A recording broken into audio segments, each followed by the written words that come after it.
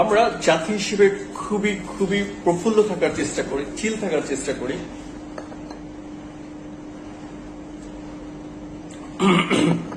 নিজেদেরকে খুশি রাখার জন্য ছোট ছোট উপলক্ষ খোঁজার চেষ্টা করি।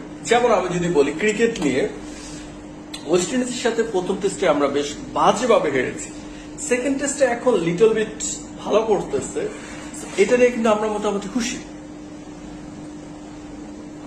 আমরা বলতে ম্যাক্সিমাম লোকের কথা বলতেছি।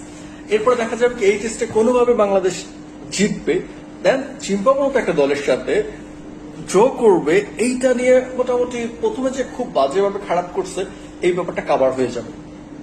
বাট আমি যেটা বলতে চাচ্ছি, জিম্বাবুয়ের মতো দেশের সাথে আমরা যদি এখন কম্পিটিশন করতে চাই, ড্র করে তৃপ্তি ঢেকুর তুলি, তাহলে এটা কতটুকু যৌক্তিক, কতটুকু আমাদের সাথে যায়, এটা মনে হয় ভাবার যথেষ্ট কারণ আছে।